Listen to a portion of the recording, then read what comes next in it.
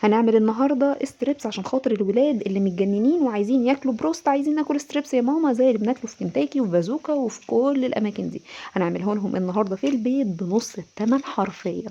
بيبيعوا العشر قطع هناك من غير اي حاجه خالص جنبيهم ب 180 جنيه، ولو عايزه اي اضافات هيبيعوها لك ب 300 جنيه.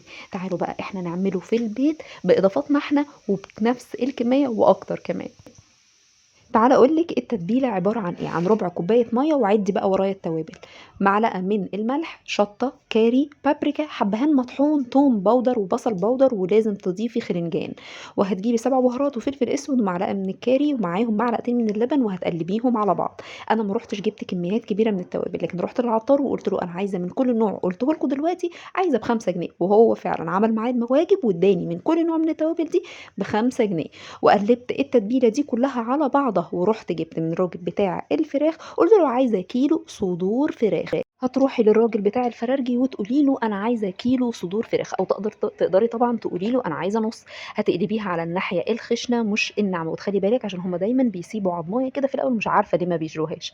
هتقطعيه صوابع تخينه. حاولي ما ترققهوش، لان كل ما هيترقق هينشف جامد جدا، وهيبقى طعمه كده كانه محروق. لا، لازم يبقى صوابع كده تخينه، فاهماني؟ قطعيه صوابع تخينه كده زي ما بقولك. ما شاء الله سواء نص كيلو او كيلو هيعمل معاكي كمية كبيرة جدا.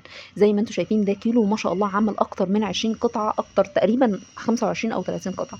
هندخله في التتبيلة دي، واقل وقت هيتحط فيه 3 ساعات.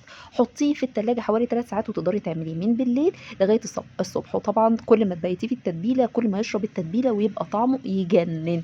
تاني يوم بقى هنعمل ايه؟ هتجيبي نص كيلو دقيق. معلش هنزود في المصاريف دلوقتي عشان خاطر ما نقدرش ما نشتريش اي حاجة تانية من بره. الدقيق هيتحط عليه ايه؟ عادي ورايا معلقه ملح، نص معلقه من الحبهان، نص معلقه من التوم باودر، بصل باودر، خرنجان او 7 بهارات، فلفل اسود، شطه، بابريكا، كاري. وهتقلبيهم مع بعض. مش هتضيفي اي حاجه تانية، مش هتضيفي نشا، مش هتضيفي بيكنج باودر، مش هتضيفي بيض، مش هتضيفي اي حاجه تانية. ايه الخرنجان ده؟ نوع من التوابل بيتباع عند العطار، بيبقى حلو جدا جدا جدا وبيغير طعم الاكل. قلبيهم كلهم على بعض. اصلا هتشمي ريحه تجنن من الدقيق، حاجه كده. ايه ده؟ ايه الريحه دي؟ ده انا واقفه في مطعم يا جدعان. هتنزلي بقى صباع صباع، مش هتنزليهم كتلة على بعضها، لا هتفرق معاكي في القرمشة. صباع صباع. وبعد كده هاتي طبق حطي فيه مية ساقعة او مية متلجة. ليه؟ برضه هقول لك دلوقتي. هتنزلي صباع صباع بعد ما حطيتي الطبق الاولاني من الدقيق بالتوابل، هتنزليه في المية وبعد كده ترجعيه تاني في الدقيق ده، وافضلي قلبي فيه 3 4 5 6 مرات لغايه ما الدقيق هيتخلل فيه كله. تعالي بقى اوريهولك لازمه كل الحاجات اللي احنا قلت لك عليها دي ايه. التجزيعه اللي انت شايفاها دي هيطلع لك تجزيعه تجنن، وهي دي اللي بتدي القرمشه. هتحطي الزيت، ولازم يكون الزيت مغطي الستريبس او الفراخ اللي هتعمليها. هتعرفي منين ان هو سخن؟ نزلي نقطه ميه كده، واول ما تحطي الستريبس هتسمعي تش كده، يبقى هو ده التمام. والزيت هو ده الزيت اللي انا عايزاه، درجه الغليان المطلوبه. نزلت الستريبس، ولازم زي ما قلت لك الزيت يغطي الستريبس. هتخلي النار وسط، مش عاليه جدا جدا جدا ولا واطيه، ما ينفعش تبقى النار واطيه عليه. اول ما هينزل هياخد من حته ان الزيت سخن كده، هيتغلف تغليفه مره واحده، مش هتخليه يبقى طري منك خالص، لا بالعكس ده هياخد القرمشه اللي بره.